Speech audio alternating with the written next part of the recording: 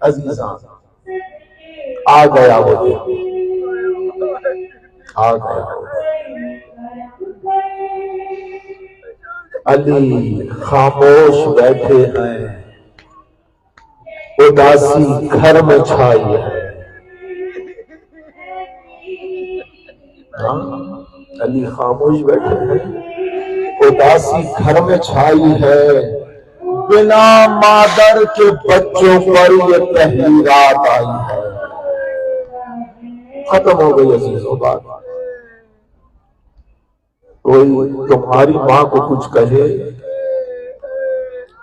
تم قتل کر دو، قتل کے فتوے لگا دو، اور کوئی ہم سادات کی ماں کو کچھ کہے تو ہم اس کی عزت کرتے رہے۔ یہ دوغلی پالیسی نہیں چلے گی۔ کوئی سادات کی ماں کی توہین کرے، کوئی سادات کی ماں کو اذیت دے، یہ ہم سے برداشت نہیں ہے کہ کوئی ہماری ماں کے خلاف جائے۔ بڑے یہ نازوں سے پالا ہے رسول نے، اللہ نے کوثر کہا ہے اس بیوی کو۔ عزیزان محترم،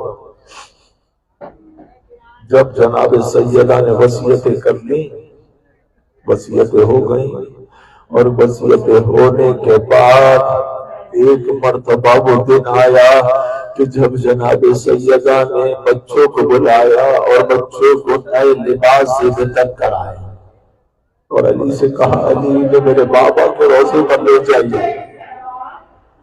علی بچوں کو بابا کے روضے پر لائے، بچوں کو بٹھا دیا اور حکم سیدہ کے مطابق خود گھر میں چلے آئے۔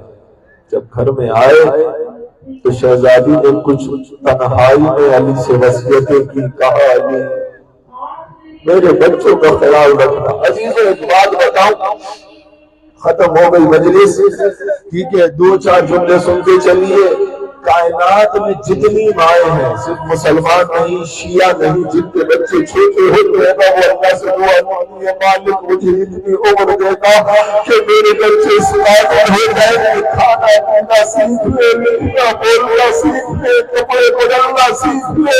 خدا جانا سب بنتے رسول پر کیسے ستم دعائے ہیں کہ بنتے رسول یہ دعا کرتی رہی کہ مالک مجھے میرے بابا سے ملا دے،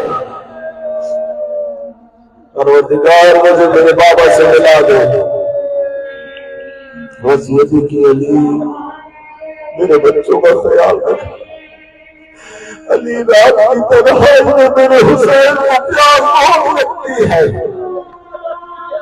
علی میرے بچے بہت چھوٹے ہیں، علی آپ دوسری شادی کیجیے گا۔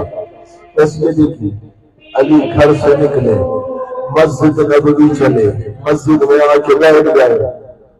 ادھر اسما سے سیدہ نے فرمایا اسما میرے حجرے میں کوئی نہ ہے، جب تک میری آواز آتی رہے سمجھتے میں کہ بنت رسول زندہ ہے۔ بچے اٹھے، گھر کی جانب چلے، گھر میں داخل ہوئے۔ گھر میں داخل ہونے کے بعد ایک مرتبہ اسماء دسترخوان کو بچھایا، دسترخوان کو بچھا کے فرمایا بچے کو ملا کہ آپ کا یہ کھانا کھا لے۔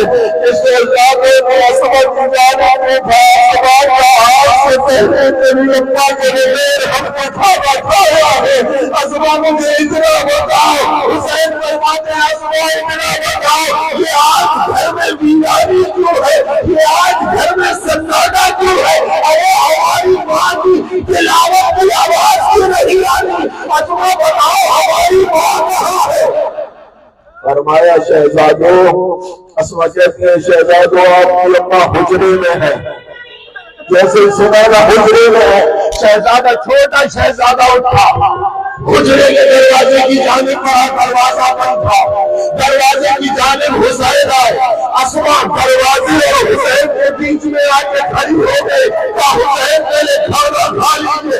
اسماء کہتی ہے کہ جیسے ہی میں نے حسین کی آنکھوں میں دیکھا، ارے حسین کی آنکھیں آنسوؤں سے تر تھی، حسین کی آنکھیں آنسوؤں سے تر تھی، میں گھبرا گئی، میں نے حسین کا راستہ چھوڑا۔ حسین دروازے کے سامنے کھڑے تھے، دروازے کے سامنے سے حسین نے آواز دی اللہ تمہارا حسین آیا ہے۔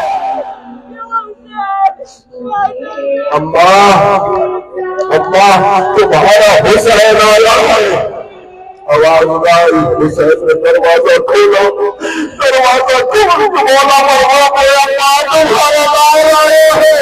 جواب میں آیا حسین حجرے میں داخل ہوئے, دو دروازے میں حسین نے پھر کہا اما جسے چکیاں پیس پیس کے مارا, اما تم نے جسے چکیاں پیس پیس کے مارا وہ حسین آیا ہے. کوئی آواز نہیں. حسین نے آسمان کو دیکھا, آسمان کو دیکھنے کے بعد ماں کی جانب دیکھا تو اللہ تمہارا خلیل لایا ہے, اللہ تمہارا پیاسا لایا ہے.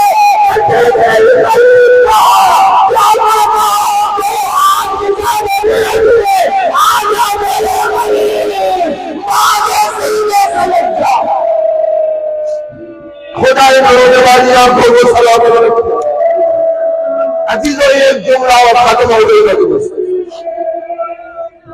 رات کی تنہائی میں علی نے رات کی تاریکی میں کچھ عزیزوں کے ہمراہ مجموعی کو دفن کیا. واپس گھر پہنچے, آخری جملہ ختم ہو گئی بات. جب گھر پہنچے نا علی, بچے گھر میں داخل ہوئے. اب جب علی سیدہ کے حجرے میں داخل ہوئے, دیکھا ایک بیٹی ماں کا مسلح تھامے بیٹھی ہوئی ہے. ایک بیٹی کے ہاتھ میں ماں کی چادر ہے, دروازے پہ حسن کھڑے ہیں. ٹکٹی کی بات کر حسین, حسین ماں کے بستر کو دیکھ رہے ہیں. ختم ہو گئی آخری جملہ جی. ٹکٹی کی بات کر حسین ماں کے بستر کو دیکھ رہے ہیں. اب یہ بھی سوچ ہی رہے تھے کہ بچوں کو خلاصہ کیسے دے کہ حسین نے لوگ کہا تمہارے پر ہے, حسین کیسے زندہ رہے گا. حسن نے اپنا گریہ چھوڑا, ام کلثوم نے اپنا گریہ چھوڑا.